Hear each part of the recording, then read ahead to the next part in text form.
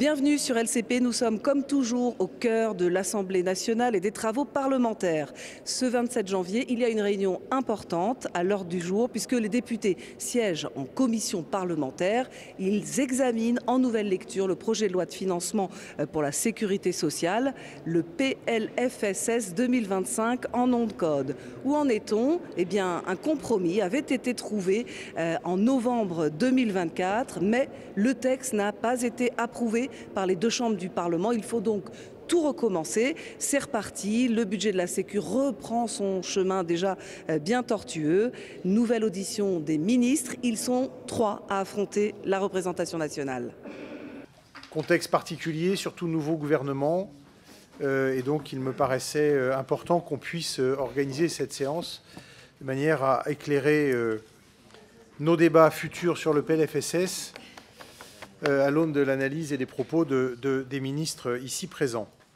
Avant que nous les écoutions et que nous entamions le sujet, je dois d'abord vous informer que Jean-Carl Grelier, que je salue, rapporteur pour la branche accident du travail et maladies professionnelles, m'a informé avant-hier qu'il se démettait de ses fonctions.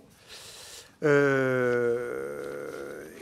donc, il se démettait de ses fonctions. Et donc, dans le respect de la répartition entre les groupes politiques convenus en début de législature, il me parvient donc de désigner son successeur avant d'entamer la nouvelle lecture. Et donc, j'ai été saisi de la candidature de Philippe Vigier. S'il n'y a pas d'objection à cette candidature, je vous propose que nous l'actions. Et donc, Philippe Vigier est désigné rapporteur en lieu et place de Jean-Carl Grelier.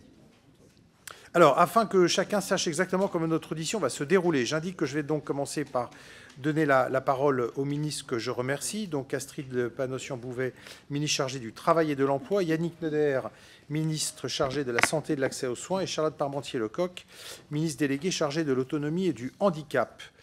Donc, ils auront la parole pour 5 minutes chacun environ. Interviendront ensuite notre rapporteur général pour 3 minutes, puis nos rapporteurs thématiques, s'ils sont tous là, Guillaume Florquin pour le rapport autonomie, Louis Boyard pour la famille, Sandrine Rousseau pour l'assurance vieillesse et donc Philippe Vigier pour ATMP, s'ils sont là bien sûr. Donc chacun interviendra pour 2 minutes. Pour ce qui est des interventions des autres collègues, je rappelle que le bureau réuni la semaine dernière a souhaité qu'elle soit d'une durée d'1 minute et immédiatement suivie de la réponse des ministres, de manière à donner plus de vie à nos débats. C'est clair pour tout le monde? C'est parfait. Très bien. Mesdames les ministres, monsieur le ministre, je vous donne la parole et c'est vous, madame la ministre, qui démarrez. Merci, Monsieur le Président, Monsieur le rapporteur général, Mesdames et Messieurs les députés. Tout d'abord, je félicite Thibault Bazin pour son élection comme rapporteur général et je suis sûre que nous pourrons travailler ensemble de manière constructive et productive. Je vous prie aussi, au nom de mes collègues ministres, de bien vouloir excuser Catherine Vautrin qui ne peut être présente pour des raisons personnelles. Comme vous le savez, nous reprenons en nouvelle lecture le texte adopté au Sénat et l'objectif du gouvernement est de parvenir à l'adoption d'un budget rapidement car ni l'État ni la sécurité sociale ne peuvent vivre longtemps sans budget. Nous nous inscrivons ainsi aujourd'hui dans un nouveau cadrage avec un objectif de déficit de 5,4 du PIB et une hypothèse de croissance économique pour le pays en 2025 révisée également à la baisse, passant de 1,1 à 0,9%. Et donc ce PLFSS, dans sa dimension travail et emploi, que je décrirai ici très rapidement, contient plusieurs mesures importantes que je veux rappeler. Il y a tout d'abord la question de l'agriculture à laquelle nous sommes tous attachés par-delà les bancs de cette commission. Par ce PLFSS, nous pérennisons le dispositif d'exonération des cotisations patronales liées à l'emploi des travailleurs occasionnels, le fameux dispositif TODE, et nous relevons le plafond d'exonération totale de 1,20 à 1,25 SMIC. Ce PLFSS prévoit également de cumuler l'exonération applicable aux jeunes agriculteurs et les taux réduits de droit commun des cotisations maladie et famille. Et en l'absence de budget, nous avons pris les dispositions pour que les exonérations pour les TODE soient pérennisées et que les exonérations lors de l'installation des jeunes agriculteurs soient possibles de manière rétroactive. La solution la plus simple est effectivement la rétroactivité. Et je sais que Thibault Bazin, comme Nicolas Turquois, que nous avions eu l'occasion de rencontrer, y sont très attentifs. En matière de retraite agricole, la convergence des modes de calcul entre le régime agricole et le régime général est une mesure de justice sociale importante et attendue, dont la mise en œuvre est prévue en 2026. Elle a été accélérée à la faveur des débats parlementaires ici à l'Assemblée nationale comme au Sénat. Il y a aussi la transposition de l'accord interprofessionnel sur les accidents du travail et les maladies professionnelles qui permet une réelle amélioration de l'indemnisation des victimes. Cela montre l'attachement, mais notre attachement à tous, au dialogue social et au respect des engagements pris dans le cadre d'une transposition fidèle. Le gouvernement a soutenu pendant les débats parlementaires des modifications de l'article 24 qui notamment rendent possible le versement en capital de la majoration et l'indemnisation du préjudice personnel en cas de faute inexcusable de l'employeur lorsque la victime le souhaite. Une mesure du PLFSS que ce PLFSS ne contient plus, c'est le différé d'indexation des pensions de retraite. La proposition initiale du gouvernement Barnier n'avait pas trouvé de majorité. Et donc, la règle de revalorisation s'est donc appliquée au 1er janvier avec une revalorisation de 2,2% au niveau de l'inflation constatée les 12 mois précédents pour un coût total de 3,6 milliards d'euros supplémentaires. Le Sénat a adopté une augmentation de la contribution patronale sur les actions gratuites, passant de 20 à 30%. Je précise bien que ce dispositif n'a aucune incidence fiscale sur les dispositifs de participation et d'intéressement auxquels je sais que vous êtes tous très attachés. Certains points sensibles vont être discutés et je pense bien entendu à la question des allègements généraux dans un objectif de préservation de l'emploi et de notre compétitivité dans un contexte économique qui se durcit. La réduction des allègements a été longuement débattue ici à l'Assemblée nationale comme au Sénat avec un compromis qui a été trouvé à la commission mixte paritaire en 2025. Pas de modification des allègements au niveau du SMIC, mais un ajustement du point de sortie des réductions proportionnelles à 2,25 SMIC pour la maladie et 3,3 SMIC pour la famille. Le montant de cette réduction serait de 1,6 milliard d'euros en année pleine pour 2025. Le montant serait identique pour 2026 et permettrait d'avancer vers une réduction dégressive unique, ce qui serait aussi une mesure de simplification. Si le Parlement adoptait cette mesure, la rétroactivité semble la manière la plus simple aujourd'hui de la mettre en œuvre pour les entreprises, parce que je vous rappelle que le calcul des allègements généraux est annualisé et il est donc régularisé chaque mois et les entreprises auront donc jusqu'à la fin 2025 pour ajuster les choses. Le projet de loi contient également une nouveauté par rapport à nos discussions de l'automne. C'est l'article 7 bis B qui crée une contribution de solidarité par le travail pour financer la branche autonomie. La proposition adoptée au Sénat, qui n'est pas une proposition issue du gouvernement, permettrait d'adopter 2,5 milliards par an en année pleine avec une recette stable. Sur ce sujet, et plus encore que tous les autres, eh bien, les débats seront essentiels pour déterminer les bons équilibres et le gouvernement sera à l'écoute du débat parlementaire. Merci pour votre attention. Merci, Madame la Ministre. Avant de passer la parole à Monsieur le Ministre, simplement si on peut essayer de faire silence pour écouter les orateurs, parce que c'est vrai que le brouhaha s'entend très fort depuis cette tribune. Voilà, Monsieur le Ministre. Merci. Voilà, merci, merci Président. Bonjour à tous. Très heureux de retrouver la Commission des Affaires sociales, accompagnée d'Astrid et de Charlotte, de féliciter Thibault à ce beau poste de rapporteur général. Pas toujours simple, voilà, pas toujours simple. Que vous dire exactement ? On a pas mal travaillé ici en commission des affaires sociales. Je pense que je connais les intérêts des uns et des autres sur un certain nombre de sujets. Je vais avoir du mal à suivre mon discours. Je vais essayer de vous présenter les orientations budgétaires qui semblent attendues, avec pour un certain nombre d'entre vous des sujets qui étaient difficiles. Je reviendrai juste sur notamment toute la partie réglementaire qui était hors PLFSS et pour lequel il était difficile ici, et je l'avais ce sentiment en tant que rapporteur général, j'imagine que naturellement en tant que député, quand il y a des choses qui sont du champ réglementaire, sur lequel effectivement on ne peut pas avoir de prise, mais dans les faits, ça impacte largement nos décisions. Après, vous dire que je pense qu'au-delà de nos différences politiques, on avait réussi dans cette commission à travailler sur un certain nombre de sujets, qu'on a eu de très beaux rapports lors des dernières séances qui peuvent être tout à fait des bases de politique publique, et je pense notamment au rapport sur la santé mentale fait par Madame de Bréchira et par Sandrine Rousseau. Vous dire aussi que c'est un petit clin d'œil, mais on est aussi l'année des 80 ans de la sécurité sociale, et je trouve que c'est aussi tout un symbole quand on pense aux ordonnances de 45, au Conseil de la Résistance, à Ambroise Croizat. C'est quand même des sujets sur lesquels ça nous oblige un peu de prendre un certain nombre de décisions qui maintiennent quand même l'état de la santé des Français, finalement, quel que soit leur revenu. En tout cas, c'est des valeurs qui m'animent. Après, la santé n'a pas de prix, mais elle a un coût, donc on va retomber sur des sujets de prise en charge. On a quand même des débats de fond. Jérôme Guedj ne nous écoute pas, mais je sais que ça l'intéresse, sur prestations obligatoires, prestations complémentaires. Je pense que c'est des sujets sur lesquels on peut l'évoquer, mais possiblement pas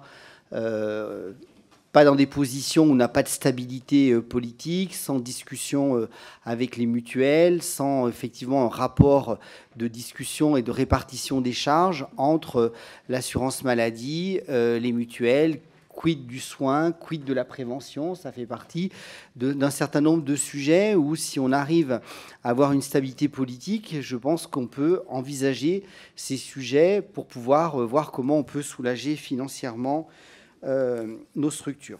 Alors après, on va parler... alors je fais attention à l'heure. Je ne vois pas le chrono où il est. Il est là, pardon. Donc, ensuite, parler de l'ONDAM. Je crois que ce qui nous avait beaucoup animés tous, c'est qu'on était tous convaincus que les hôpitaux devaient, au titre de leur rôle d'employeur, payer leurs cotisations CNRACL, mais qu'on souhaitait tous qu'elles ne viennent pas en concurrence du soin.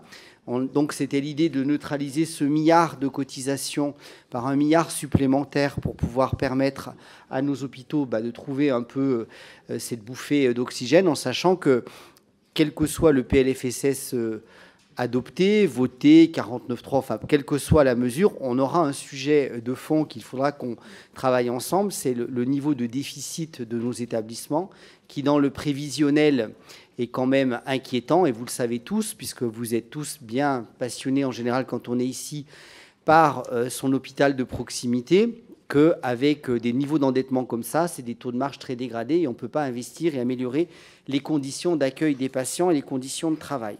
Donc globalement, ça sera 9 milliards de plus par rapport à 2024, avec un ONDAM en global à 3,3 et celui qui posait problème est à 3,8, et c'est concorde à la situation qu'on avait prise, puisque je vous rappelle qu'en commission des affaires sociales, on avait à une grande majorité rejeté l'ONDAM prévisionnel initial. Voilà. Ensuite, donc, ça nous permettra de sortir des tarifs d'hôpitaux positifs, de poursuivre le développement des soins palliatifs qui est très attendu par tout le monde, et puis de pouvoir avancer. Voilà. Ensuite, il y aura un sujet de pluriannualité, je conclue très vite, qui est une première pierre dans la pluriannualité. Ça ne veut pas dire loi de santé pluriannuelle, il faudra, mais je pense que nos établissements trouveront un intérêt à retrouver ces accords de pluriannualité pour pouvoir donner un peu de vision dans la quête de sens qui anime aussi l'ensemble des soignants. Voilà. Bon, j'aurais beaucoup d'autres choses à vous dire. Simplement, en conclusion, vous dire que moi, je veux travailler avec vous. C'est ce qu'on avait fait à la commission. Je souhaite que l'on puisse poursuivre. Il y a parfois, on sera d'accord, parfois, on ne sera pas d'accord, mais je pense que la santé n'a quand même pas de couleur politique. C'est la préoccupation principale de nos concitoyens, et je pense qu'on peut trouver des lignes de partage sur ces sujets-là. Merci à vous. Merci beaucoup, Charlotte Parmentier-Lecocq. Madame la ministre, à vous. Merci, Monsieur le Président. Monsieur le rapporteur général, que je félicite également pour son élection, Mesdames et Messieurs les rapporteurs, Mesdames et Messieurs les députés, permettez-moi tout d'abord de vous adresser de vive voix mes vœux pour cette nouvelle année et également de vous dire le plaisir qui est le mien de vous retrouver ce soir. Comme l'ont dit mes collègues, nous nous retrouvons aujourd'hui dans un contexte inédit avec cette deuxième lecture du PLFSS qui intervient après la censure du gouvernement Barnier. Et je tiens à réaffirmer la volonté pleine et entière du gouvernement à parvenir à élaborer un projet de compromis. Pour les personnes en situation de handicap, pour les personnes en perte d'autonomie et l'ensemble des professionnels engagés pour en prendre soin, nous ne pouvons désormais plus attendre pour mettre en place ce budget. Nous devons rapidement nous donner les moyens de créer de nouvelles solutions et de poursuivre la transformation de l'offre. Malgré un cadre budgétaire contraint, ce texte prévoit en effet une hausse significative des moyens pour le champ du handicap et de l'autonomie. Pour les personnes en situation de handicap, nous souhaitons évidemment conforter les mesures de la CNH et poursuivre la dynamique impulsée par les Jeux olympiques et paralympiques en faveur d'une société plus inclusive. Pour cela, le PLFSS prévoit une accélération importante du déploiement des 50 000 nouvelles solutions d'accompagnement, laquelle se traduit par une enveloppe de 270 millions d'euros supplémentaires en 2025, alors que le rythme annuel prévu était de l'ordre de 200 millions d'euros par an. Ce sont ainsi 15 000 solutions individualisées et adaptées aux besoins des personnes qui pourront être créées dès 2025. Des solutions modulaires et tournées vers le milieu ordinaire qui pourront bénéficier, si besoin, du fonds de transformation de l'offre de 250 millions d'euros annoncé lors du dernier CIH et confirmé dans ce PLFSS. Ce projet de loi traduit aussi d'autres avancées majeures. C'est le cas de la généralisation du dispositif Handigynéco que vous avez introduit en première lecture afin de permettre aux femmes en situation de handicap de bénéficier de consultations gynécologiques plus longues et plus adaptées.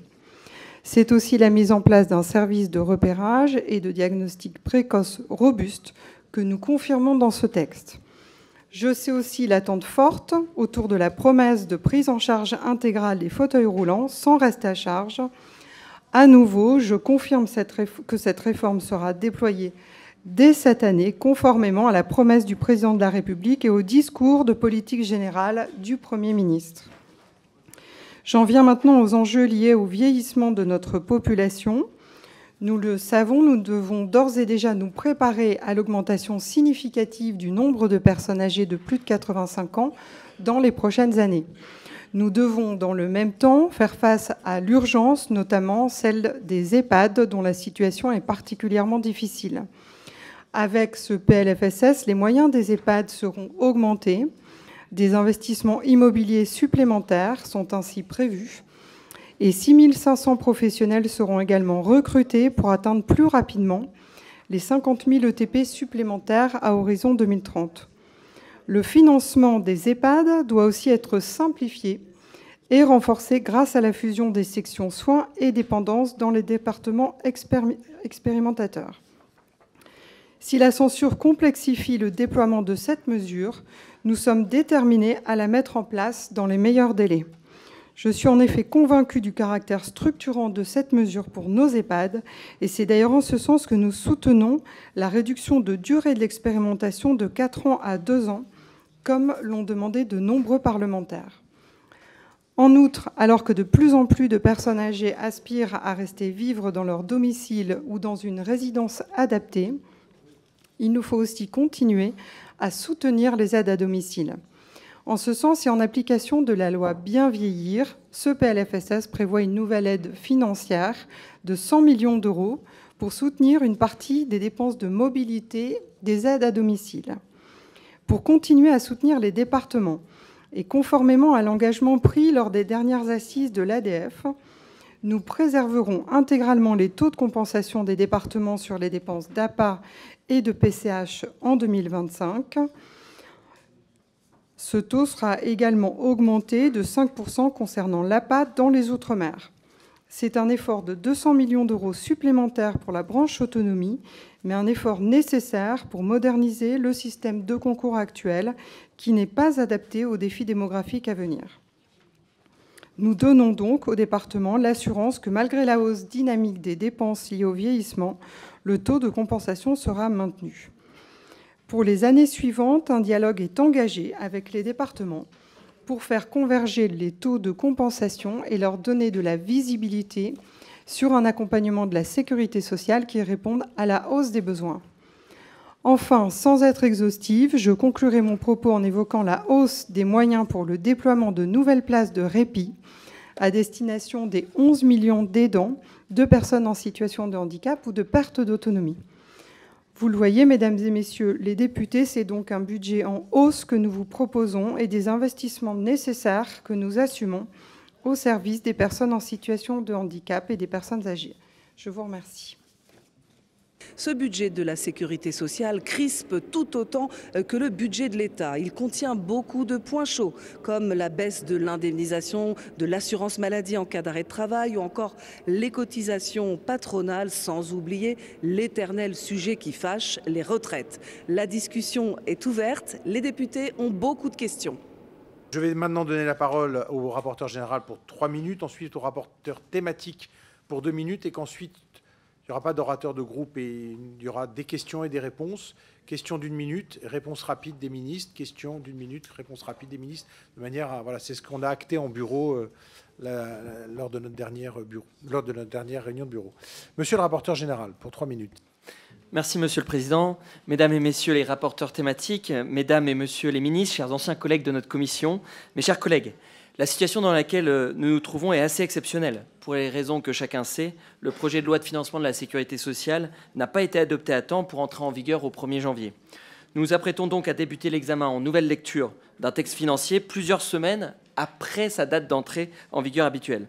Le temps nous étant compté, je ne m'attarderai pas davantage sur ces éléments de contexte, mais il me semblait toutefois utile de le rappeler, d'autant plus que certaines mesures initialement prévues ne pourront pas entrer en vigueur au 1er janvier, voire ne pourront pas entrer en vigueur du tout. Pourriez-vous nous indiquer les mesures qui ne peuvent pas faire l'objet d'une application rétroactive, en particulier en matière fiscale? En avez-vous estimé le coût? Certaines mesures qui rentreront en vigueur en 2026 ne sont pas concernées par ce problème. Il en va ainsi de la suppression du Fonds de solidarité vieillesse, ajouté par voie d'amendement gouvernemental au Sénat. Sur la forme, on ne peut que regretter qu'une telle mesure soit prise sans qu'aucune étude d'impact ne soit transmise au Parlement. Certes, les missions du FSV ainsi que ses recettes seront intégralement transférées à la Caisse nationale d'assurance vieillesse et la mesure ne modifie pas la situation des assurés qui en bénéficient. Mais elle modifiera assez largement la présentation canonique des tableaux d'équilibre que nous sommes amenés à approuver en tant que députés. Pourriez-vous ainsi éclairer notre commission sur l'objectif poursuivi par cette mesure et sur les bénéfices qui en sont attendus? Concernant les sujets relatifs à la branche vieillesse et à la lutte contre la fraude, l'article 7 bis généralise l'utilisation par les retraités résidant à l'étranger de dispositifs biométriques pour prouver leur existence. Dans sa rédaction issue du Sénat, l'entrée en vigueur de ce dispositif a été décalée au 1er janvier 2028. Pouvez-vous expliquer ce qui justifie une entrée en vigueur si tardive? Enfin, j'achèverai mon intervention en évoquant un sujet dont nous parlons assez peu, mais qui devrait pourtant requérir toute notre attention. Dans le champ de la sécurité sociale, nous n'avons que bien peu de visibilité sur la gestion budgétaire des multiples opérateurs qui, de manière croissante, sont appelés à mettre en œuvre la politique de santé publique. Je salue en cela l'initiative du Sénat qui nous permet de voter au sein de l'article 25 les dotations de l'assurance maladie à toute une série d'opérateurs. J'observe que ces dotations sont sur une pente très nettement ascendante, pente qui avait été accrue par le gouvernement précédent lors de l'examen du texte de la CMP en séance publique, puisque le plafond de dotation de plusieurs de ces opérateurs devrait être rehaussé. Plus 9% pour Santé publique France, soit 30 millions d'euros supplémentaires par rapport à la dotation initiale, plus 5% pour l'agence de biomédecine, soit 2,5 millions d'euros, ou pour la HAS, soit 3,5 millions d'euros en plus, pour ne citer que quelques exemples. Dans ces temps de rigueur budgétaire, cela me semble particulièrement important que l'effort soit partagé par tous, en particulier au sein de l'appareil d'État. Pourriez-vous rendre compte de ces évolutions budgétaires assez inédites? Ne faudrait-il pas chercher un peu de ce côté-là aussi les économies attendues pour notre sécurité sociale, bien sûr avec discernement? Merci, monsieur le rapporteur. Je vais donc donner maintenant la parole à Guillaume Florquin, rapporteur pour la branche autonomie.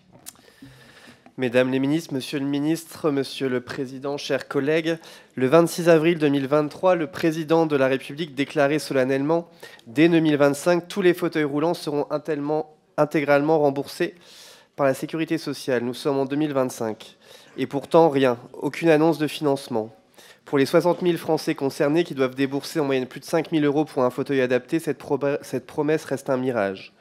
Lors de son audition le 16 octobre dernier, M. Paul Christophe, alors ministre de l'Autonomie, annonçait, je cite, « Ce problème sera réglé par un arrêté dont les modalités restent à définir pour satisfaire pleinement les bénéficiaires. » Un mois plus tard, le 20 novembre 2024, nous étions invités par Mme Charlotte Parmentier-Lecocq, ministre déléguée chargée du handicap, à un petit déjeuner de travail sur ce sujet brûlant.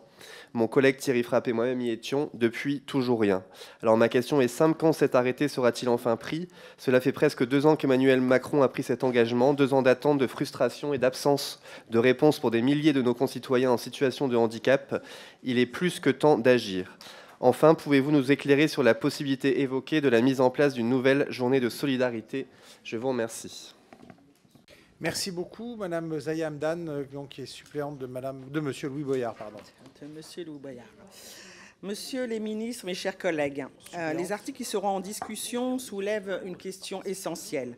Quelle vision portons-nous... Non, excusez-moi. Pardon? C'est moi qui suppléant, c'est-à-dire qui supplée. Qui supplée, oui. Voilà, pas suppléante, pardon. Pas la suppléante de Monsieur Boyard. Oui. Non, il n'a pas donné sa démission, pardon. Non. Excusez-moi, on va remettre le compteur à zéro. Et s'il vous plaît, est-ce que vous pouvez reprendre votre intervention? Voilà, excusez, merci. Mesdames, Messieurs les ministres, mes chers collègues, les articles qui seront en discussion soulèvent une question essentielle. Quelle vision portons-nous pour les familles et les travailleurs précaires? À première vue, quelques avancées semblent émerger. Renforcer le dispositif Page Emploi pour mieux protéger les assistants maternels face aux impayés ou clarifier les procédures de recouvrement des indus pour éviter qu'elles ne retombent sur les familles. Ce sont des mesures que nous ne pouvons ignorer. Mais elles ne doivent pas masquer l'évidence. Le chemin reste parsemé d'obstacles et les reculs sont bien trop nombreux. L'abandon du tiers payant pour le complément de libre choix du mode de garde est un symbole inquiétant. Cette mesure gagnée de haute lutte devait simplifier la vie des familles. Aujourd'hui, plutôt que de s'attaquer aux véritables causes des avances de frais, on préfère tout simplement renoncer. Où est l'ambition? À Mayotte, sous couvert d'harmonisation, le durcissement des critères de résidence accentuera l'exclusion de familles déjà précarisées, piégées dans une machine administrative implacable. Ce n'est pas une convergence, c'est une rupture de solidarité. Nous parlons ici de droits fondamentaux qu'il nous incombe de garantir. Nous défendons des mesures claires et ambitieuses. Le gel des ouvertures de places dans le secteur privé lucratif et la réorientation des financements vers le public. Un droit opposable à l'accueil des jeunes enfants pour les familles. Une amélioration des normes d'encadrement avec l'abrogation immédiate des dispositifs dérogatoires et moins-disants hérités du décret Morano et de la réforme Norma. Et un taux d'encadrement d'une professionnelle pour 5 enfants, quel que soit l'âge. Il est également urgent de soutenir massivement la formation des professionnels et de valoriser leur métier. La mise en œuvre de ces mesures exige une conférence des parties et une loi de programmation pluriannuelle pour définir le niveau d'investissement et le calendrier de création d'un véritable service public de la petite enfance. Il est temps de passer aux actes et de construire une justice sociale à la hauteur des besoins de notre époque. Très bien, merci beaucoup. Alors, par rapport à ces premières questions posées par les rapporteurs, je vais vous, Mesdames et Messieurs, et Monsieur le ministre, vous donner la parole. Et ensuite, on entamera les questions-réponses. Qui souhaite démarrer? Je peux merci, Monsieur le Président. Peut-être répondre sur la question des fauteuils roulants.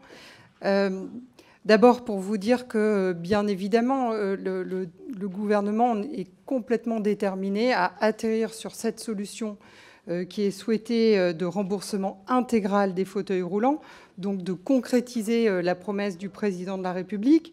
Je redis aussi que cet engagement, il a été redit par le Premier ministre lui-même dans son discours de politique générale, avec l'objectif que ce soit vraiment effectif dès 2025. Donc, je m'y emploie ardemment. Je dois dire quand même que la censure du précédent gouvernement a entraîné aussi le retard, bien évidemment, puisque... S'il vous plaît, non, s'il vous plaît. disiez, Attendez. Vous disiez, moi j'avais pris l'engagement qu'on puisse atterrir sur le schéma de remboursement avant la fin de l'année. Bon, nous n'en avons pas eu les possibilités à ce moment-là. J'ai repris pleinement le dossier en main avec l'objectif d'atterrir. On est pratiquement atterri, en fait, à vrai dire. C'est un dernier tour de concertation, de discussion qui est en cours, prenant en compte aussi l'ensemble des débats qui ont pu avoir lieu à l'Assemblée nationale. Et donc, j'espère pouvoir officialiser avec Catherine Vautrin le schéma qui sera défini d'ici les prochains jours, petite semaine au plus tard. Sur Mayotte, peut-être en complément de ce qui a été dit, peut-être dire que là aussi, il y a des enjeux énormes de création de solutions pour les personnes en situation de handicap. Mayotte étant déjà très sous-équipée avant l'arrivée du cyclone. Et donc, je ne peux que vous encourager à adopter ce PLFSS qui comprend des budgets pour permettre la création de solutions à Mayotte tant attendues et si urgentes.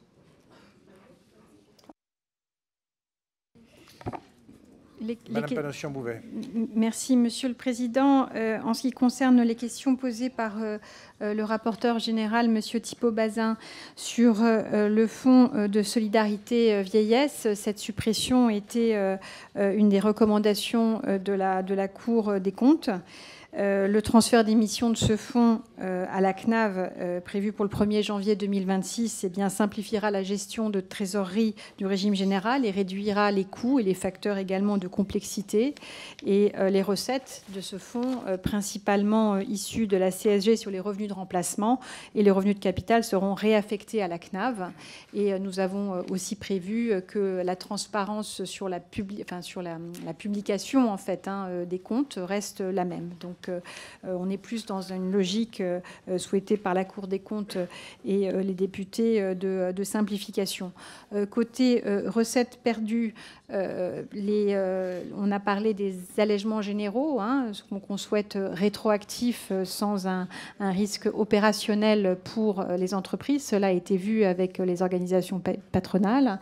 Et on voit par contre des recettes perdues sur la fiscalité des actions gratuites, puisque le rendement sur une année pleine était de 500 millions d'euros, il passerait à 415 millions d'euros. Il y a peut-être d'autres éléments à indiquer sur d'autres taxes. Je pense peut-être aux taxes comportementales, mais je laisserai mes collègues y répondre. Et quant à la question de M. Florquin sur la journée de solidarité, je rappelle que c'était un amendement d'origine sénatoriale. Et vraiment, il appartient maintenant à l'Assemblée de décider de la conserver ou non. Mais c'est dans le texte qui vous est présenté, puisque c'est le texte du Sénat qui est fait l'objet de la discussion aujourd'hui. Merci. Merci. Pas d'autres compléments sur les premières questions? Très bien. Alors, je vais ouvrir le bal, si on peut dire ça comme ça, des questions. Monsieur Christophe Benz. Merci, Monsieur le Président. Mesdames et Messieurs les ministres, puisque nous allons aborder en deuxième lecture l'examen du texte du PLFSS pour 2025, permettez-moi de poser une question, non pas sur le fond, mais sur la forme, pour ainsi dire, sur la méthode de travail entre le Parlement et le gouvernement. Lors de la première lecture, Elisabeth Borne, à l'automne, avait déclaré que s'il y avait censure sur le PLFSS, il y aurait, les cartes vitales ne fonctionneraient plus au 1er janvier, que les fonctionnaires ne seraient pas payés, que les pensions de retraite ne seraient pas versées. C'était évidemment faux.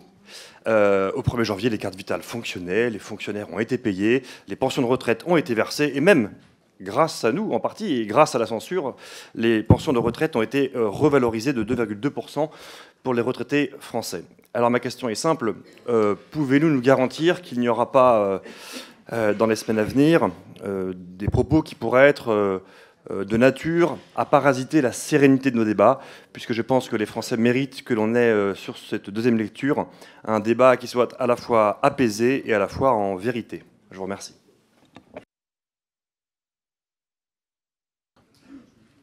Yannick Neuder. Alors, Monsieur Benz, moi, je ne suis pas complètement favorable de dire qu'il n'y a pas d'impact sur le fait qu'on ait un budget au mois de mars plutôt qu'au 1er janvier. Après, ça dépend de comment on formule les choses. Dire que la carte vitale va s'arrêter de fonctionner, c'est pas ça, en fait, cette phrase-là. Il n'y a pas une puce qui ne fonctionne plus dans un automate quand vous allez chez le professionnel de santé. C'est simplement que pour pouvoir verser des prestations, en fait, il faut que les organismes collecteurs, en l'occurrence l'URSSAF, aient des caisses qui soient remplies. Et quand j'ai quitté les fonctions de rapporteur général, il était clairement établi que le niveau de fonctionnement en caisse, sans avoir recours à l'emprunt sur les marchés financiers, c'était globalement 2 mois de traitement. Donc c'est ça, en gros, qui mérite d'être reprécisé. Et d'ailleurs, la loi spéciale, vous vous en rappelez, a permis justement, notamment dans la loi spéciale, que 2 organismes, et pas des moindres, puissent recourir malheureusement à l'emprunt, puisque vous savez que nous vivons grâce à de l'emprunt. Alors on peut le déplorer ou pas, mais en tout cas, nos niveaux de dépenses sociales ne sont pas suffisants et on doit recourir à l'emprunt. Donc, de mémoire, il y avait autour de 40 milliards nécessaires sur les caisses de CNRACL et d'URSSAF, et à peu près 15 milliards nécessaires à la CNRACL. Sinon, à partir du 1er mars, on n'était plus en capacité, pas que la carte vitale ne marchait plus, mais qu'en fait, il n'y avait plus en caisse suffisamment pour alimenter les 5 branches de la sécurité sociale. Et nous allions avoir, selon la formule consacrée, des incidents de paiement, puisque soit il fallait choisir sur les retraites, soit les remboursements, mais pour un mécanisme automatique. C'est-à-dire que, en fait, vu que le financement est octroyé grâce à des emprunts qui sont donnés, l'absence de PLFSS, l'absence de budget voté n'autorise pas ces caisses à recourir à l'emprunt. C'est des assos qui ont besoin d'une décision du Parlement pour recourir à l'emprunt, pour remplir les caisses, à crédit, je le conçois, mais voilà, c'est des incidents de paiement que la loi spéciale a anticipé et qui permet à ces 2 organismes, notamment, qui étaient les plus ciblés, à pouvoir continuer le virement des prestations, soit médicaments, soit versement de pension de retraite, sans qu'il y ait des choix de trésorerie à faire. Je ne sais pas si j'ai été précis, mais voilà le sujet. Merci beaucoup. Alors, question suivante, Stéphanie Rist. Merci, Monsieur le Président, Mesdames les ministres, Monsieur le Ministre. Alors, en 1 minute, c'est un petit peu court, mais nous commençons cette saison 2 du PLFSS. Espérons une responsabilité collective qui nous permettra d'adopter un budget à la fin. Notre groupe s'est positionné avec constance pour améliorer la pertinence des prescriptions, freiner les dépenses d'indemnités journalières, des transports sanitaires pour mieux lutter contre la fraude, lancer une réelle simplification administrative. Nous avons fait le choix de la simplification. Plus personnellement, je tiens à vous remercier, Monsieur le Ministre, d'avoir publié il y a quelques jours le décret de ma seconde loi sur l'accès direct et la primo-prescription des infirmiers en pratique avancée. C'est une avancée qui me semble importante. Dans le même sens, une autre mesure dans le PLFSS saison 1 prévoyait d'étendre l'expérimentation issue de cette seconde loi sur l'accès direct aux masseurs kinésithérapeutes. Ma question s'adresse donc à vous, Monsieur le ministre de la Santé et de l'Accès aux soins. Pouvez-vous vous engager en levant le gage afin que cette mesure pour l'accès à la santé de tous les Français puisse être inscrite dans ce PLFSS? Je rappelle qu'en saison 1, le gouvernement y avait été favorable. Merci, Monsieur le ministre. Merci. Alors, c'est une question courte et précise, donc je vais essayer de répondre de façon courte et précise. Je pense que d'une façon générale, malgré les divergences qui peuvent animer les uns et les autres, l'accès direct peut être entendu. Sur cette question précise de levée de gage, moi, je n'ai pas, à l'heure où je vous parle, le volume financier de ce que ça représente. Moi, je crois qu'il faut repartir sur... alors, je sais qu'on repart du texte du Sénat pour un aspect législatif, mais sur la volonté, il faut rester sur ce qui avait été acté en CMP. Et dans une commission mixte paritaire, c'est un compromis entre les différentes personnes et composantes de cette CMP. Donc, l'accès direct vis-à-vis des kinés n'est pas remis en cause. Après que le volume financier soit acté et puisse s'inscrire dans l'ONDAM de ville, peut être précisé. Donc je ne sais pas si c'est techniquement parlant une levée de gage, donc à voir, je ne sais pas, mais si dans l'Ondam de ville, on peut envisager ces sujets-là, et si dans la CMP, c'est bien une volonté de pouvoir avoir accès, il n'y a pas de raison de s'y opposer. Merci beaucoup, Adrien Clouet. Merci, Monsieur le Président, Mesdames et Messieurs les ministres. Je suis désolé de le dire comme ça, mais moi j'ai un petit peu le sentiment qu'on se fiche du monde dans l'état des discussions parlementaires. Vous avez eu 2 mois depuis la dernière censure, je ne parle pas de la prochaine, pour réfléchir comment on allait financer la Sécu. Alors l'idée phare qu'on nous pond et qu'on réitère, c'est la vieille histoire d'une journée de solidarité, donc d'une journée de travail gratuit, 7 heures non payées, ce qui a été confirmé le 19 janvier par Madame de Montchalin et Madame Vautrin. Et en plus, je suis sûr qu'ils ont fait des réunions quand même pour penser à ça, c'est dire. Alors pourquoi ? Vous nous dites qu'avec ça, l'objet serait de lever 2,5 milliards d'euros, ce qui n'est pas grand-chose par rapport aux sommes qu'on discute depuis le début. 2,5 milliards, on vous a fait des dizaines de propositions pour vous les lever, ces 2,5 milliards. La dernière qu'on a mise sur le bureau de l'Assemblée nationale, c'est une journée de solidarité des actionnaires. Vous voulez que des gens contribuent, très bien, les actionnaires, une journée entière, ils versent ce qu'ils perçoivent dans la caisse et vous aurez de l'argent. Mais ça, évidemment, vous le refusez parce que la raison pour laquelle vous êtes reparti du texte du Sénat, c'est pour empêcher la gauche, pour empêcher le nouveau Front populaire de déposer les amendements qui rapportaient de l'argent dans les caisses de la Sécu. Parce que c'est ça qui s'est passé en novembre-décembre. On vous a battu, on a mis 17 milliards de plus dans les caisses, et vous opérez cette tentative-là de sabotage parlementaire à partir du Sénat pour nous empêcher d'examiner correctement et de mettre l'argent là où il faut. Merci. Je donne la parole à Astrid Panosyan-Bouvet. Merci, Monsieur le Président. Monsieur le député Clouet, en fait, on repart de la version du Sénat parce que c'est le droit parlementaire qui nous l'oblige. Et l'article, suite à un amendement du Sénat, parle de cette contribution. Mais à vous, dans les débats ici en commission des affaires sociales et en séance, d'en décider. Mais on part d'une version qui n'est pas la version CMP, qui est la version qui est sortie du Sénat, donc avant CMP. Donc ça, c'est vraiment pas de notre choix. On ne peut pas arbitrairement décider de qu'est-ce qui figure dans le texte. Donc la discussion est ici à vous d'en décider. Merci. Monsieur Elie Khalifert, pour 1 minute, s'il vous plaît. Chut. Merci, Monsieur le Président.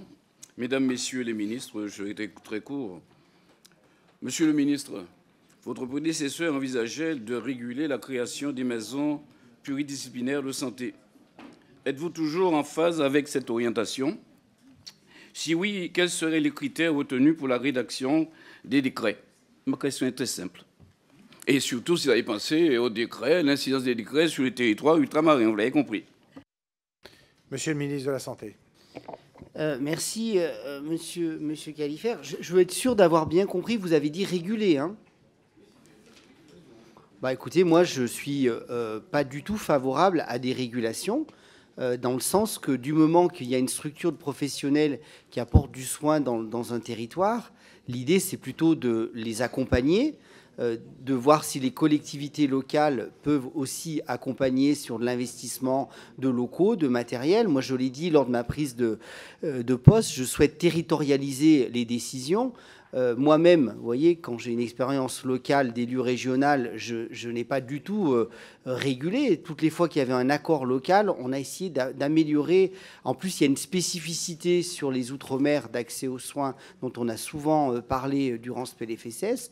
Donc moi, je ne souhaite pas réguler, mais je souhaite simplifier l'accès aux soins avec les professionnels de santé en s'appuyant sur les élus locaux, départementaux, régionaux, municipaux, intercommunaux. Et je profite de mon temps de parole, juste, Adrien Clouet, simplement pour vous dire un élément. Je ne reviens pas sur votre discussion des 7 heures, mais simplement vous dire que dans l'Ondam que je vous ai annoncé à 3,8 et à 3,3 sur la partie hospitalière, il n'est pas intégré les recettes des potentiels 7 heures. Ça laisse donc le choix au Parlement de les mettre ou de ne pas les mettre.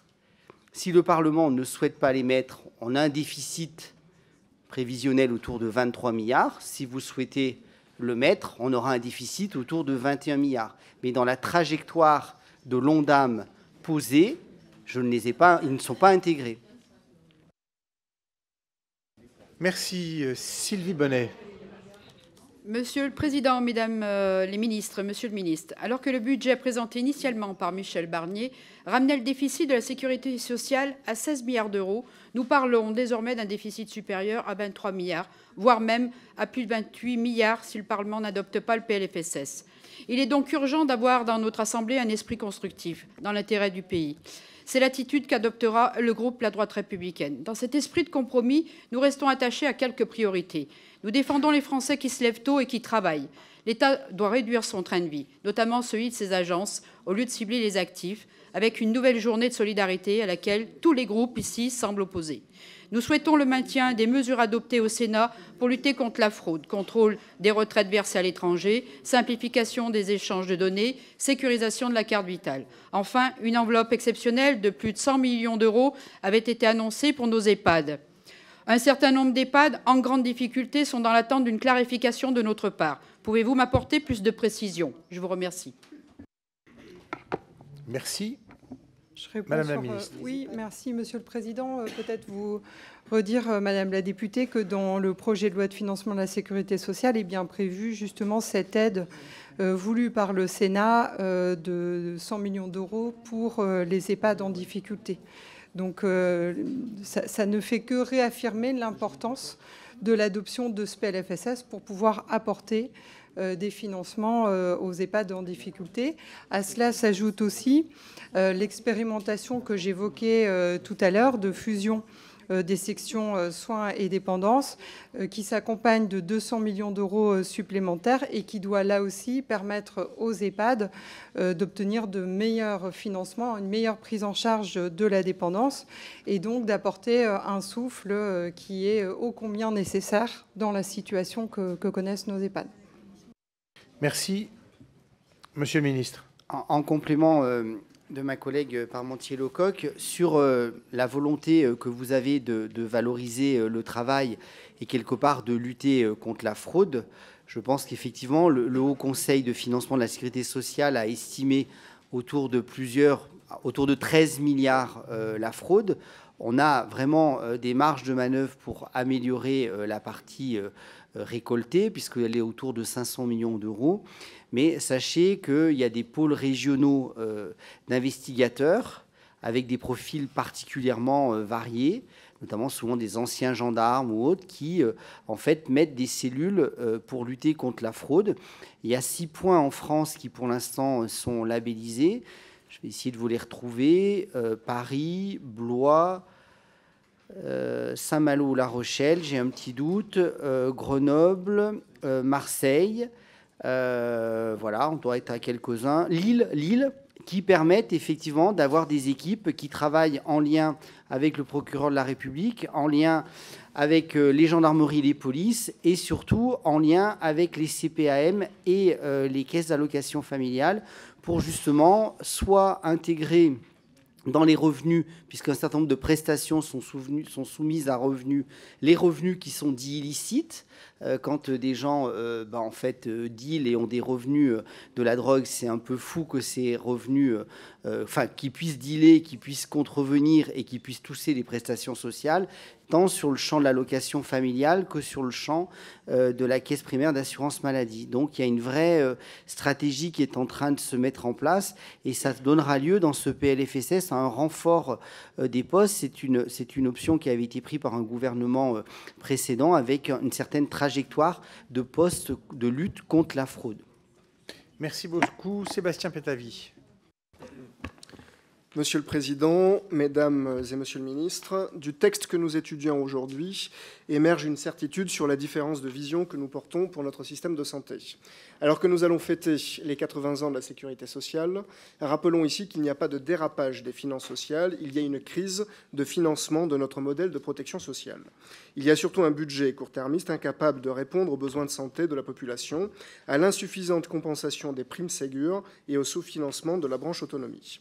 Alors que le déficit atteindra 20 milliards d'euros en 2028, nous avons appelé à un modèle de financement socialement juste, à même de faire face aux défis sanitaires, sociaux et environnementaux que nous traversons. Nous avons proposé 24,5 milliards d'euros de recettes supplémentaires. Quelles nouvelles recettes avez-vous envisagées pour ce budget ? Partir des besoins, comme je n'ai eu de cesse de le répéter dans le cadre du remboursement intégral des fauteuils roulants.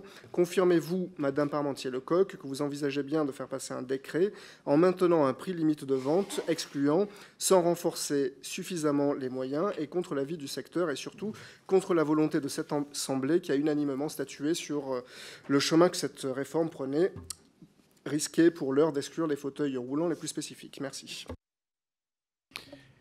Merci. Qui est-ce qui souhaite commencer? Madame Parmentier-Lecocq. Je vais peut-être, merci Monsieur le Président, répondre sur la question des fauteuils roulants pour rappeler que d'abord l'inscription du remboursement intégral des fauteuils roulants a bien été déjà posée dans la loi et à travers la loi de financement de la sécurité sociale de l'année dernière.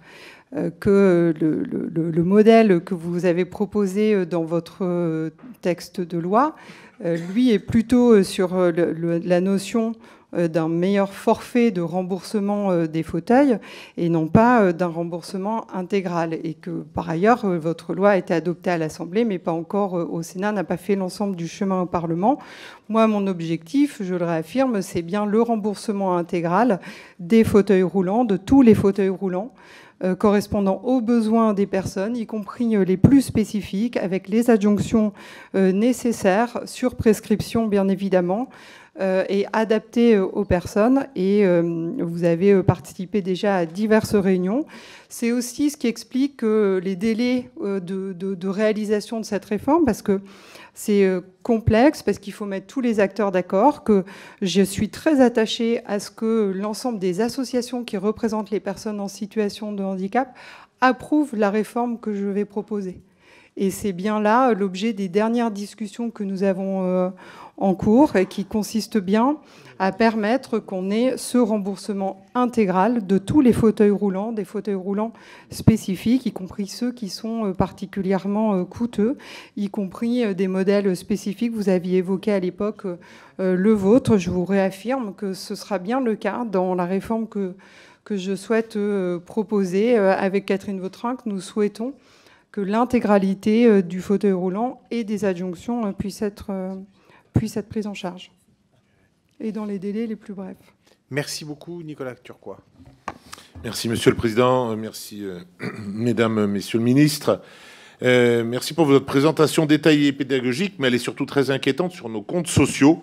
Quel législateur, quel responsable public peut se satisfaire d'un déficit prévisionnel de la sécurité sociale supérieur à 20 milliards d'euros pour 2025 ? Je rappelle que dès mai 2024, la Cour des comptes estimait qu'un niveau de déficit de 10,5 milliards représentait un point de bascule, car le financement des déficits de la sécurité n'est plus assuré à terme. Les dépenses doivent être tout simplement compensées par des recettes équivalentes. Nous devons cesser le toujours plus, le jamais assez. Dans ce cadre-là, comment, Mesdames et Messieurs les ministres, nous entamons dans ce PLFSS la transformation de notre système de solidarité pour rétablir les équilibres financiers ? Quid notamment de la réorganisation des hôpitaux et de leur gouvernance, source de graves surcoûts? Quid, vous l'avez évoqué, de la pluriannualité pour déterminer des trajectoires, seule source d'économie de long terme? Quid enfin des dépistages génétiques généralisés des maladies rares à la naissance pour éviter ou limiter des conséquences graves, voire dramatiques pour des milliers de familles et des surcoûts phénoménaux pour notre système de sécurité sociale? Merci à vous. Monsieur le Ministre. Merci, Monsieur Turquois. Je pense qu'on peut constater, moi je constate de la même façon que vous, ce trou de la Sécu qui se reconstitue de façon béante, puisque là, globalement, si on revient sur 2024, en année réglée, on était aux alentours de moins 18 milliards, et si rien n'est fait, on est à moins 28 milliards. 23 ? Bon, 28 si rien n'est fait. Voilà, si rien n'est fait. Voilà. Donc, c'est moins 28. Donc, il va falloir essayer de compenser cela. Après, n'oublions pas quand même, nous avons déjà 2 douzièmes de cette année qui seront consommés, voire 3 douzièmes, où il n'y aura eu aucune mesure, où on pourra permettre d'envisager des recettes nouvelles ou des économies, en sachant que déjà, les services vont déjà commencer à la préparation du PLFSS 2026. Donc, je crois que la voie de sagesse, c'est d'arriver justement, et c'était l'objectif d'augmenter l'ONDAM pour pouvoir passer cette période extrêmement difficile, mais ce n'est pas quand vous êtes dans une période extrêmement difficile que vous pouvez envisager des réformes structurelles qui vont porter leur efficacité de façon immédiate. Et donc, on sait très bien qu'on a besoin quand même d'avoir un petit peu de temps, d'où l'intérêt de la pluriannualité. Je ne sais pas combien je resterai de temps ici. La durée de vie de mes prédécesseurs est autour d'un trimestre. Mais ce n'est pas en un trimestre qu'on peut réformer l'organisation de soins sur un territoire, limiter le retour aux urgences et envisager des réformes structurelles pour justement pas forcément avoir plus d'argent, mais soigner mieux. Tout n'est pas que question d'un niveau de financement. Et cette pluriannualité, il nous faut bien au moins pouvoir l'envisager sur 3 ans. Donc c'est pour ça que je souhaiterais, si c'est possible avant l'été, re-signer ces engagements de pluriannualité avec les établissements pour commencer à envisager quelque chose, mais qui se construit dans un temps long. Merci, Monsieur le ministre. Certains de vos prédécesseurs ont réussi même 2 trimestres, même 2 et demi. Non, mais je... Alors, Laurent Pagny-Fous. Merci, Monsieur le Président, Monsieur le rapporteur général.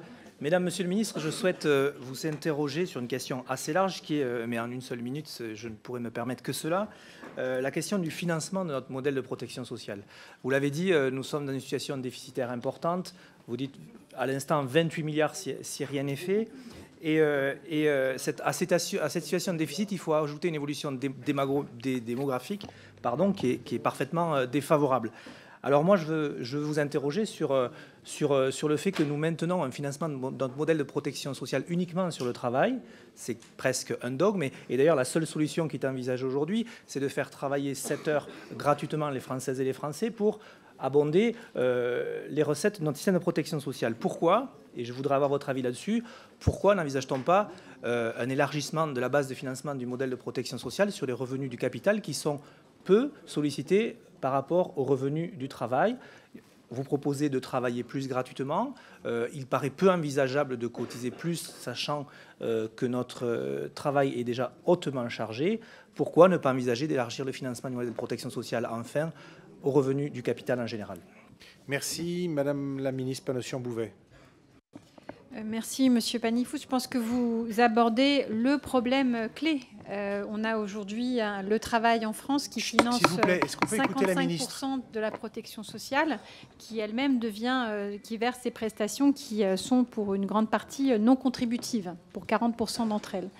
Donc il y a un problème parce que ça aboutit à un coût du travail côté employeur qui est élevé et à un salaire net dans la poche du salarié qui est bas.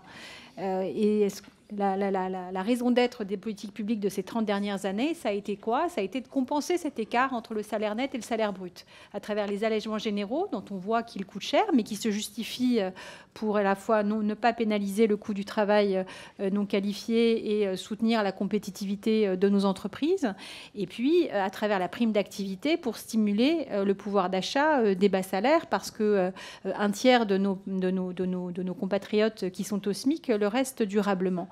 Mais vous avez, je pense, pointé le vrai sujet qu'il va falloir à terme, peut-être pas dans ce PLFSS, mais envisager dans le cadre d'un débat serein, eh bien, la diversification des modes de financement de la protection sociale pour qu'elle ne repose pas uniquement, de manière disproportionnée comme ça l'est aujourd'hui, sur le salaire. Tout à fait. Merci beaucoup. Yannick Monet. Merci, Monsieur le Président. Je ne sais pas qui c'est qui a décidé de cette minute, c'est bizarre. Mais... Madame la Ministre, je ne devais pas y être ce jour-là. Madame la Ministre, on est au cœur du sujet. Effectivement, c'est comment on finance la sécurité sociale. Depuis tout à l'heure, on parle beaucoup de déficit de la sécurité sociale. Mais on peut le régler, ce déficit, en allant conquérir des recettes. Et dans ce budget, vous renoncez toujours à conquérir des recettes. Je prends un exemple. 80 milliards d'exonération de cotisations sans contrepartie. Vous prévoyez d'en récupérer 1,6 milliard. Alors que depuis 2023, on parle de compétitivité et d'efficacité. Depuis 2023, c'est 300 plans de licenciement. On annonce 8% de chômage pour 2025. Ça ne fonctionne pas, ces exonérations. On a de l'argent à récupérer. Comment dire qu'on est dispendieux en matière de dépenses de sécurité sociale, alors que 6 Français sur 10 renoncent à des soins, il manque plus de 2 milliards à l'hôpital public, et c'est 85% des EHPAD qui sont en déficit. Et en plus, ça augmente. Mais vous vous rendez compte de la situation? Donc je pense que soit vous n'en avez pas conscience, soit c'est un choix politique de continuer d'assécher les ressources de la sécurité sociale pour en faire autre chose. Mais si on cite Ambroise Croizat, il faut citer ses principes. C'est de partir des besoins. Et vous faites de la sécurité sociale une variable d'ajustement du déficit public. Et c'est pour ça que ça ne fonctionne pas. Et c'est pour ça que votre texte, via la censure, a été rejeté la dernière fois. Donc présentez un bon texte et tout se passera bien. Vous souhaitez répondre? Qui souhaite répondre? Oui, Charlotte Parmentier-Leclerc. Oui, merci, Monsieur le Président. S'il vous plaît, est-ce qu'on peut écouter Madame la Ministre? C'est une question finalement qui est très large et qui est très politique, et qui est celle qu'a posée Monsieur Panifous juste auparavant. Comment est-ce qu'on finance notre protection sociale? Et la problématique devant laquelle nous sommes aujourd'hui, c'est que les visions sont très partagées et que le discours que vous portez n'est pas celui que portent d'autres groupes parlementaires et n'est pas non plus celui qui pourrait s'exprimer au sein des différentes tendances au sein du gouvernement. Donc on est dans une situation où il y a, comme le disait Yannick Neuder, un travail de fond, de profondeur qui doit être fait, et comme l'a dit aussi Astrid Panossian, sur une réflexion sur comment est-ce qu'on finance notre protection sociale, mais qui va nécessiter du temps, de la discussion et du compromis. Et puis, on est sur un temps d'urgence qui est celui de trouver une copie de compromis pour ce projet de loi de financement de la sécurité sociale. Et je ne peux qu'appeler à ce que chacun fasse un pas vers l'autre. C'est ce que le gouvernement essaie de faire, compte tenu de l'urgence d'adopter un PLFSS. Je le redis, si on n'adopte pas de PLFSS, il n'y a pas de nouvelle solution pour les personnes en situation de handicap qui pourront être créées. On ne pourra pas apporter les aides supplémentaires aux EHPAD, on ne pourra pas apporter les aides supplémentaires pour la mobilité des aides à domicile, par exemple, et bien d'autres conséquences. Donc nous devons, et c'est vraiment l'objectif du débat qui va avoir lieu ici à l'Assemblée nationale maintenant, trouver une copie de compromis. Merci beaucoup. Gaëtan Dussosset, pardon, excusez-moi. Oui, je vous en prie. Monsieur le Président, chers collègues, j'aimerais quand même revenir sur la question de la journée de solidarité, c'est-à-dire les fameuses 7 heures de travail non rémunérées que vous souhaitez imposer aux travailleurs français. Madame la ministre Panosian-Bouvet, je suis désolé, mais vous n'avez pas dit toute la vérité. Quand vous dites oui, finalement c'est un débat qui vient du Sénat et on n'y est pour rien, désolé, mais je vous ai trouvé un petit peu plus volubile lors des matinales médiatiques dans lesquelles vous donniez un avis là-dessus. Et aujourd'hui, on vous demande de donner l'avis du gouvernement sur cette possibilité de faire travailler plus longtemps et gratuitement, bénévolement, les travailleurs français. Ce débat, c'est même Madame Vautrin, ministre du gouvernement, qui l'a remis sur la table. Alors on est en droit de savoir aujourd'hui, alors qu'on va discuter justement de ce PLFSS, de savoir quelle est la position et l'ambition du gouvernement. Parce que la question du temps de travail, ce n'est pas uniquement une question de financement ou une question de comptabilité. C'est aussi dire à des ouvriers qui travaillent, je pense à ma circonscription, dans le textile, dans l'industrie, dans les scieries, c'est aussi en fait leur donner le sentiment que s'il y a un problème de financement de notre modèle de protection sociale, c'est de leur faute parce qu'ils ne travaillent pas assez. Et je ne suis pas d'accord avec ce point de vue-là. Il y a évidemment une responsabilité qui est celle des décisions politiques prises par Emmanuel Macron depuis 7 ans. Et donc oui, on est en droit d'attendre votre avis et votre opinion sur cette proposition. Je vous remercie. Merci beaucoup. Madame la Ministre. Merci, Monsieur le Président. Monsieur le député Dussosset, moi, on reprend le texte tel qu'il a été voté en dernière lecture au Sénat. Donc, et c'était une initiative parlementaire, sénatoriale, de cette contribution de solidarité pour financer la branche autonomie. Notre position aujourd'hui, c'est d'abord d'avoir entendu effectivement les positions des uns et des autres. Madame Vautrin a reçu l'ensemble des groupes. Et le débat va avoir lieu à l'Assemblée nationale et ce sera vraiment à l'Assemblée nationale de le décider. Mais nous n'avons pas d'autre choix que de reprendre le texte tel qu'il est issu du Sénat, puisqu'il n'a pas été, le texte CMP n'a pas été approuvé par l'Assemblée nationale. Donc ce sera vraiment à vous, ici, commissaire aux affaires sociales et en séance, d'en décider. La parole à Annie Vidal. Merci, Monsieur le Président. 3 questions brèves. Madame la ministre des Solidarités, vous l'avez dit, les EHPAD sont en difficulté malgré le fonds de soutien qui est dans le PLFSS. mais l'article 6 ne permet pas de corriger une inégalité entre le secteur privé et le secteur public, puisque le secteur privé bénéficie d'allègements de cotisations sociales et pas le secteur public, et l'article 40 ne nous permet pas de corriger cela. Est-ce que vous pouvez le prendre en compte ultérieurement, puisque ça ne sera pas dans ce PLFSS? Monsieur le ministre de la Santé, le Premier ministre, dans sa déclaration de politique générale, a annoncé une loi de programmation santé.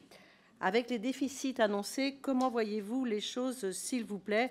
Et par la même occasion, peut-être voyez-vous aussi quelque chose pour la loi de programmation grand âge prévue dans la proposition de loi Bien vieillir? Et enfin, Madame la ministre du Travail, si l'amendement du Sénat sur la seconde journée de solidarité, auquel personnellement j'adhère, est-ce que vous pouvez nous garantir que les 2 milliards seront exclusivement ciblés sur la branche autonomie et justement peut-être amorcer la loi de programmation ou une loi grand âge? Alors, 3 Merci. questions rapides, 3 réponses rapides. Qui souhaite démarrer?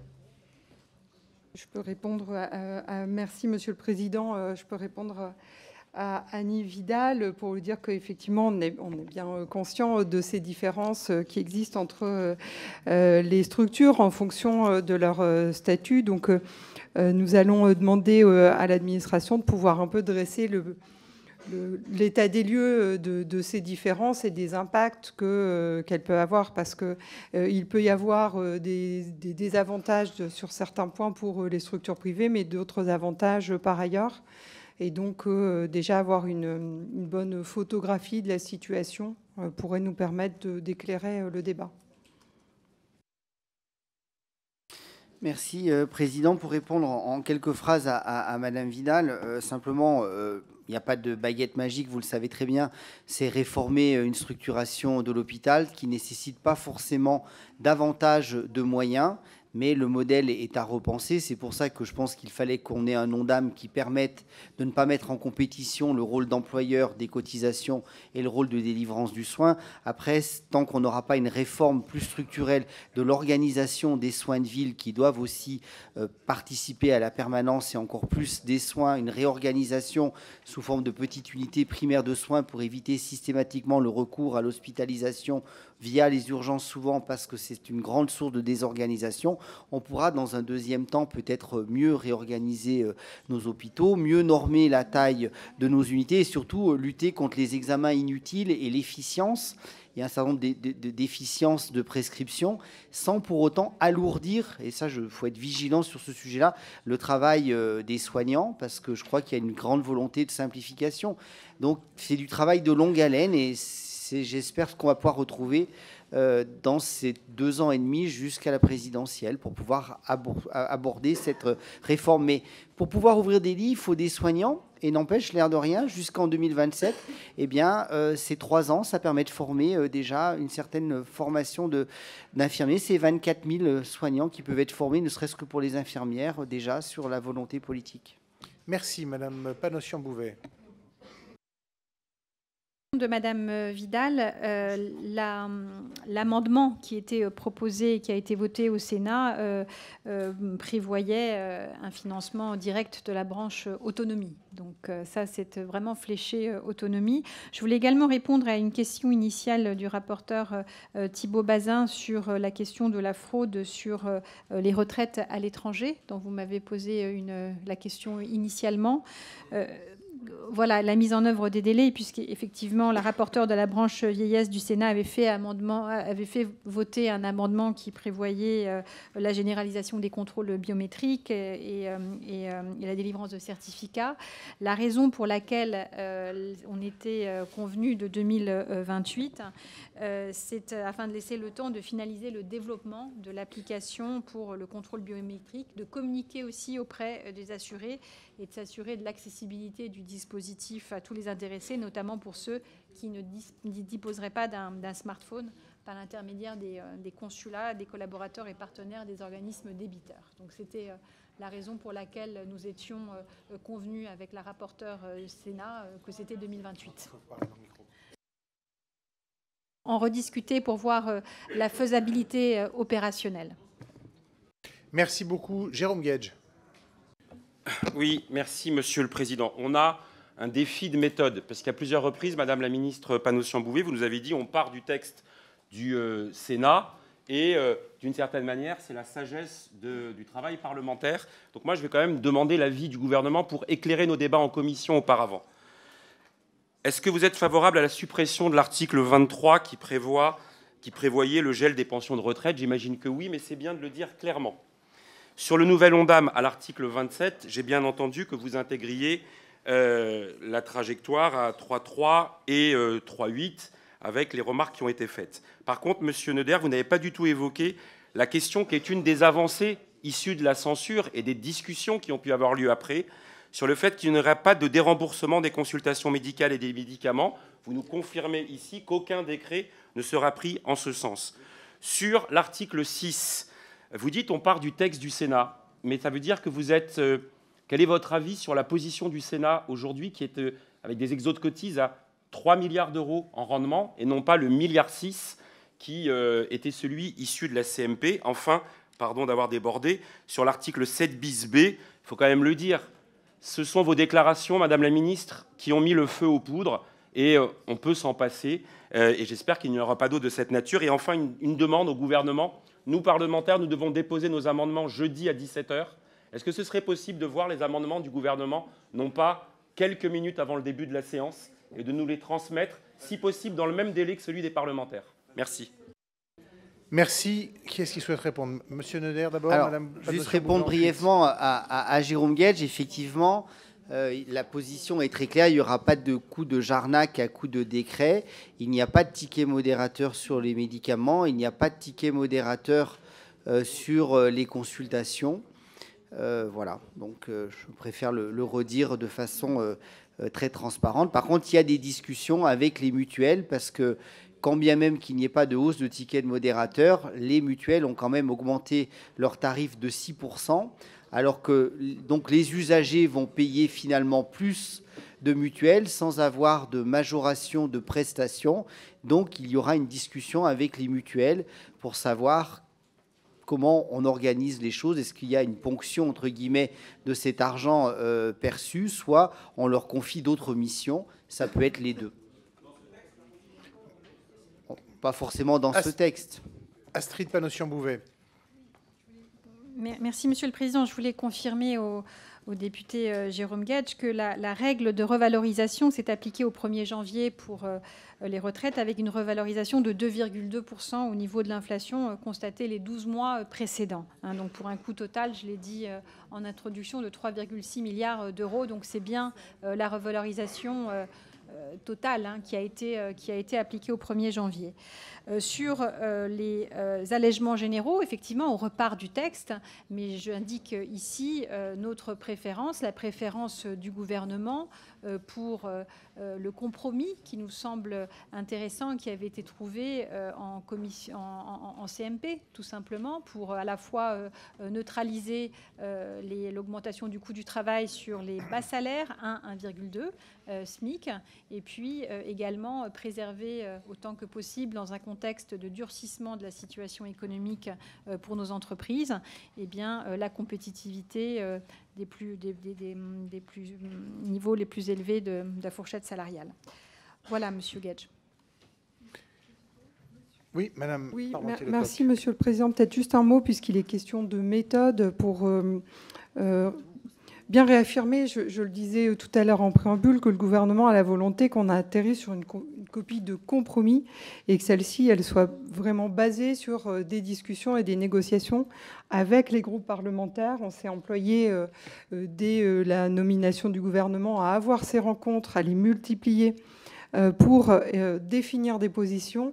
Et nous avons également, bien entendu, et je dirais ces 3 anciens parlementaires ici qui connaissent bien le Parlement et la volonté, l'importance pour les députés d'avoir les amendements en amont, de ne pas avoir de surprises inattendues, et que ça, c'est un engagement aussi que nous avons pris au travers des discussions avec les différents groupes parlementaires, à ce qu'il n'y ait pas de mauvaise surprise, mais que tout soit bien issu des discussions que nous avons ensemble. Très bien, merci beaucoup. Didier Legac. Merci, Monsieur le Président. J'avais prévu une question, mais on y a répondu. Donc, je vais juste évoquer pour ma part, et à l'attention de Astrid Panosyan-Bouvet, la ministre du Travail, et de mes collègues, l'article 24 du PLFSS, un article important, et je suis heureux qu'on arrive enfin à pouvoir atterrir sur cette question. C'est l'article qui vise à retranscrire un accord national interprofessionnel, voté à l'unanimité d'ailleurs, et qui fixe lui-même les conditions de réparation des accidents du travail, maladies professionnelles, des victimes de l'amiante. C'est assez technique, donc je ne vais pas revenir ici dessus. Il vise notamment l'indemnisation, les conditions de réparation, soit sous forme de rente, de capital, mais enfin, surtout me saluer le fait que l'article 39, dont on avait beaucoup parlé ici, qui avait été beaucoup débattu en 2023, pardon, sur le PLFSS 2024 a été abandonné, remplacé par l'article 24, et donc voilà, qu'il y a un travail a pu aboutir avec les organisations syndicales, mais pas seulement, et aussi avec les associations de victimes. Donc l'année dernière, en fin d'année dernière, on a été privé de débat. J'espère que cette fois-ci, on pourra aller jusqu'au bout. Merci. Je pense qu'il y a un vrai consensus de par les bords politiques de maintenir l'article 24, d'autant que il correspond à une transposition souhaitée par cette année les partenaires sociaux et qu'il avait été aussi enrichi dans le débat parlementaire et en lien avec les associations et les partenaires sociaux. Donc j'espère que nous en resterons là. Merci, monsieur le député. Merci beaucoup. Je donne la parole à Théo Bernard. Bien, merci Monsieur le Président, Mesdames et Messieurs les ministres. C'est une question qui n'est pas directement liée au PLFSS, mais plutôt un problème transversal qui touche économie, tourisme, mais aussi le social et le sanitaire. Et je veux parler ici de la préservation des cures thermales, qui est, je pense, un enjeu de santé publique. Et en première lecture, on avait même un amendement qui avait été déposé pour dérembourser ces cures thermales. Rapidement, le thermalisme, on sait que c'est 90 stations thermales en France, 100 000 emplois directs et indirects, et également un facteur touristique, donc des retombées économiques. Et aujourd'hui, les bienfaits du thermalisme ne sont plus à prouver. Dérembourser les cures thermales, ça voudrait donc dire empêcher des dizaines de milliers de personnes de se soigner. Et du coup, la question que je me posais, c'était de savoir quelle était la position du gouvernement sur le soutien et ou le remboursement des cures thermales. Je vous remercie. Merci beaucoup, monsieur le ministre. Merci, monsieur le député, de remettre cette discussion sur les cures thermales que nous avons eue au PLFSS très tardivement dans la nuit.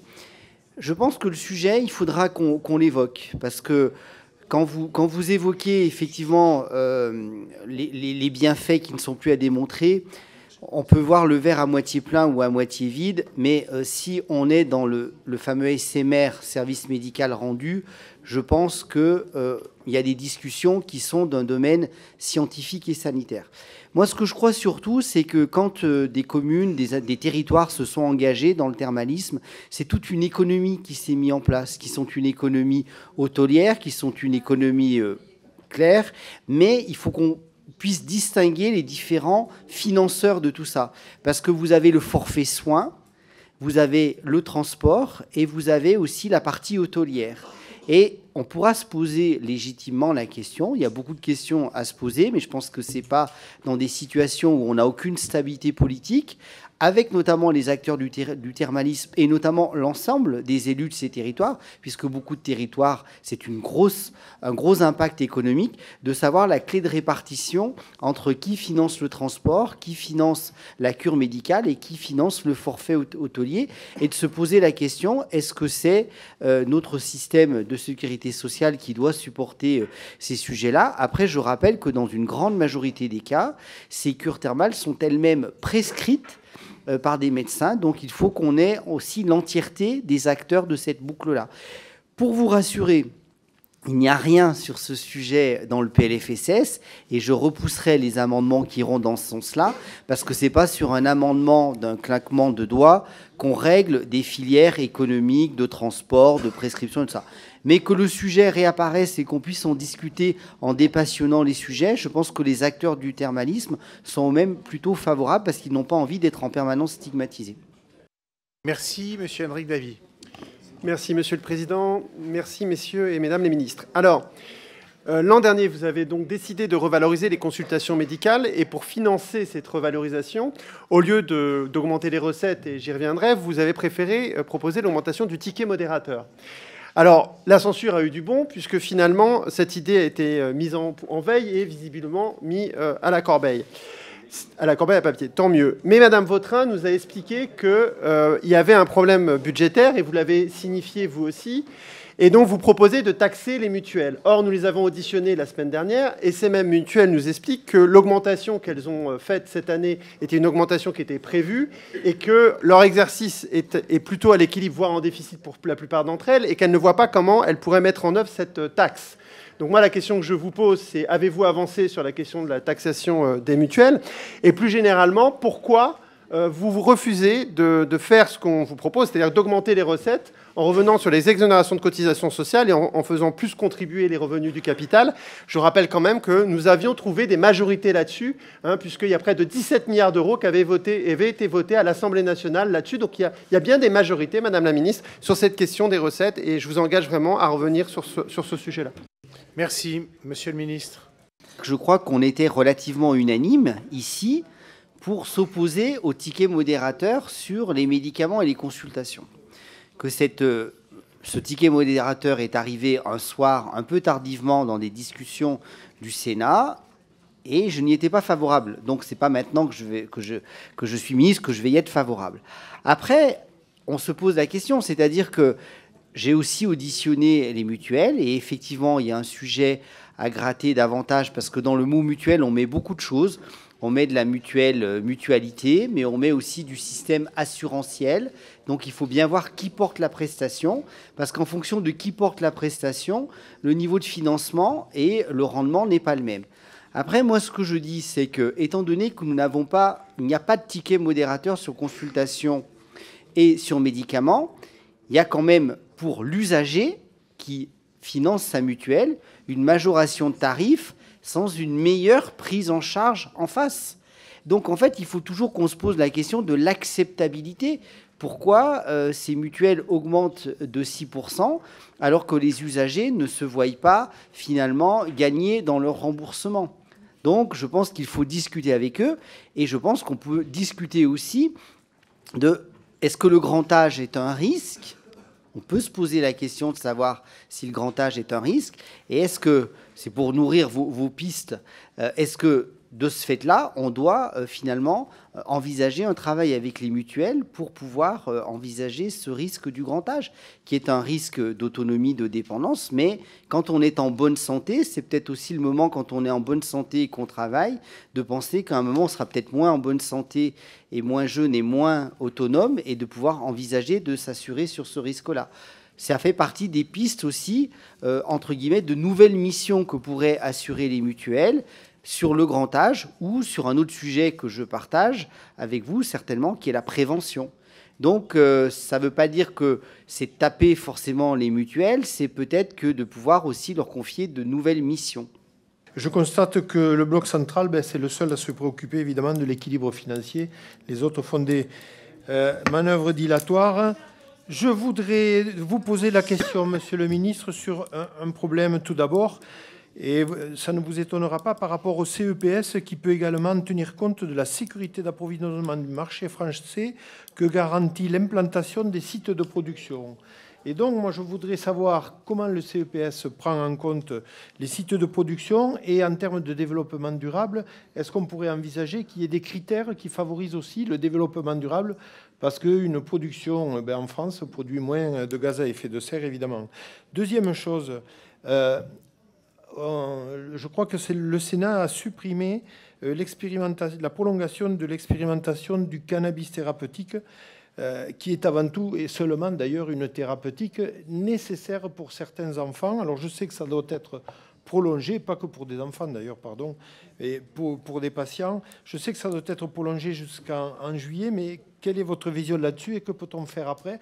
Parce qu'il y a des thérapeutiques qui ne peuvent être remplacées par d'autres thérapeutiques. C'est vraiment une nécessité pour certains patients. Merci beaucoup, Monsieur le Ministre.